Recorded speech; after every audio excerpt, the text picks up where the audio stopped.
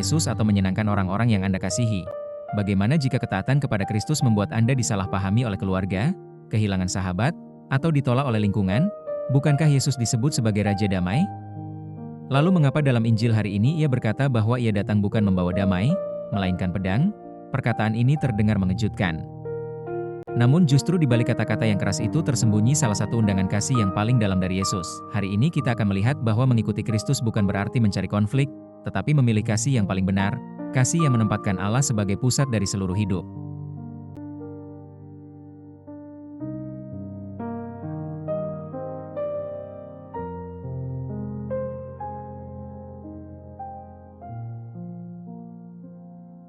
Jangan kamu menyangka bahwa aku datang untuk membawa damai di atas bumi. Aku datang bukan untuk membawa damai, melainkan pedang.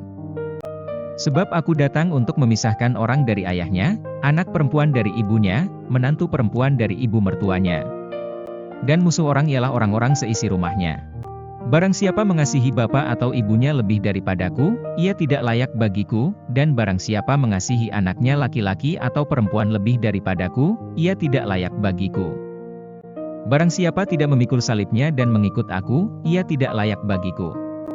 Barang siapa mempertahankan nyawanya, ia akan kehilangan nyawanya, dan barang siapa kehilangan nyawanya karena aku, ia akan memperolehnya. Barang siapa menyambut kamu, ia menyambut aku, dan barang siapa menyambut aku, ia menyambut dia yang mengutus aku. Barang siapa menyambut seorang nabi sebagai nabi, ia akan menerima upah nabi, dan barang siapa menyambut seorang benar sebagai orang benar, ia akan menerima upah orang benar. Dan barang siapa memberi air sejuk secangkir saja pun kepada salah seorang yang kecil ini, karena ia muridku, aku berkata kepadamu, sesungguhnya ia tidak akan kehilangan upahnya daripadanya. Setelah Yesus selesai berpesan kepada ke-12 muridnya, pergilah ia dari sana untuk mengajar dan memberitakan Injil di dalam kota-kota mereka.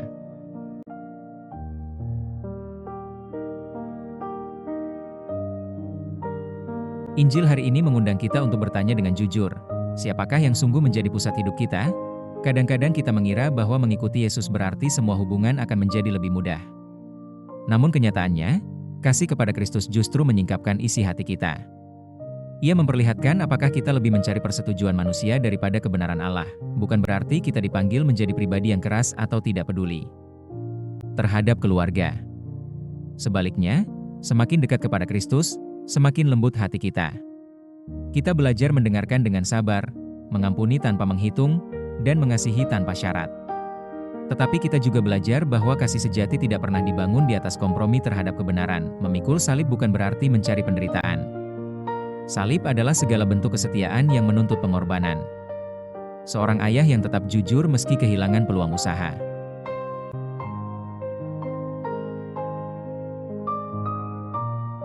Seorang ibu yang terus mendoakan anaknya yang menjauh dari Tuhan.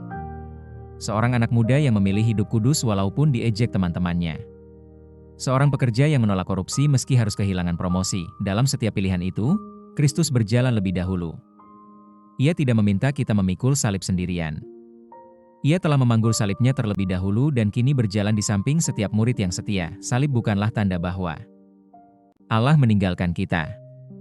Justru salib menjadi tempat di mana kasih Allah paling nyata dinyatakan. Ketika dunia mengukur keberhasilan dari kenyamanan, Kristus mengukurnya dari kesetiaan. Ketika dunia berkata, selamatkan dirimu, Yesus berkata, serahkan hidupmu kepadaku. Dan justru dalam penyerahan itulah kita menemukan kebebasan yang sejati.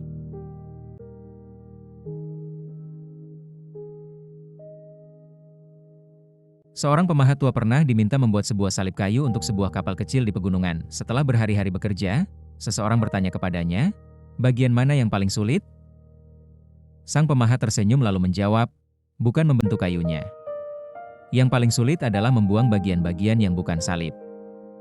Jawaban itu sederhana, tetapi sangat dalam. Begitulah karya Allah dalam hidup kita.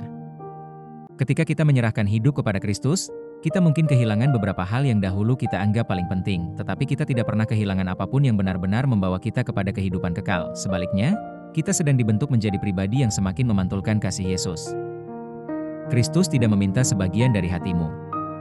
Ia mengundang seluruh hidupmu agar engkau menemukan sukacita yang utuh.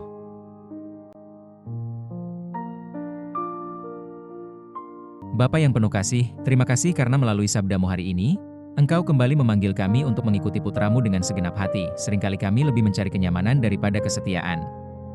Kami takut ditolak, takut kehilangan, dan takut memikul salib yang Engkau izinkan hadir dalam hidup kami. Ampunilah kami, berilah kami hati yang mengasihi Yesus di atas segalanya, namun juga hati yang semakin mampu mengasihi keluarga, sahabat, dan setiap orang dengan kasih-Mu sendiri.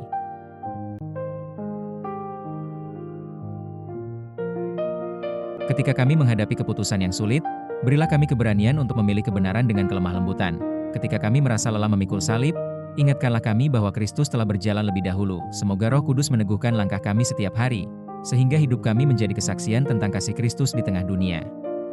Kami mempersembahkan seluruh hidup kami ke dalam tangan-Mu. Dalam nama Yesus Kristus, Tuhan dan Juru Selamat kami, amin. Ketika Kristus menjadi yang terutama, kita tidak kehilangan apa yang paling berharga. Kita justru menemukan hidup yang sesungguhnya.